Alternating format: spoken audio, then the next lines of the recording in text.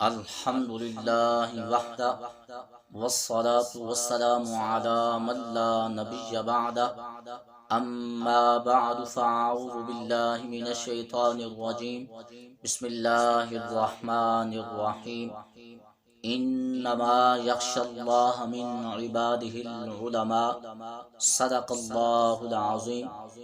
سامعین و حاضرین، آج کا ہمارا سوال ہے کہ مکروہ تنزیہی روزے کون سے ہیں اور مکروہ تحریمی روزے کون سے ہیں، یہ آج کا ہمارا سوال ہے۔ تو سامعین و حاضرین، مکروہ تنزیہی روزے یہ ہیں: صرف ہفتے کے دن کا روزہ، یہ بھی مکروہ تنزیہی ہے۔ نیروز و مہرگان کے دن کا روزہ، یہ بھی مکروہ تنزیہی ہے۔ یوم دہر یعنی ہمیشہ روزہ رکھنا، یہ بھی مکروہ تنزیہی ہے۔ یوم سکوت یعنی ایسا روزہ جس میں کچھ بات نہ کرے، کچھ کلام نہ کرے، یہ بھی مکروہ تنزیہی ہے۔ یوم وصال کا روزہ، یہ بھی مکروہ تنزیہی ہے، یعنی یوم وصال یعنی روزہ رکھ کر افطار نہ کرے اور پھر دوسرے دن کا روزہ رکھ لے، یہ سارے کے سارے روزے مکروہ تنزیہی ہیں۔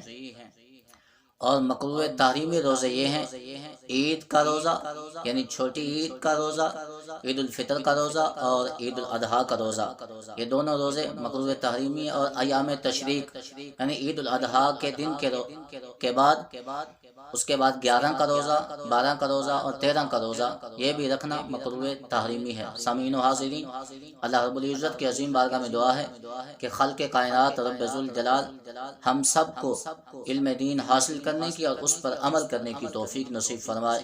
وآخر دعوانا ان الحمد للہ رب العالمین۔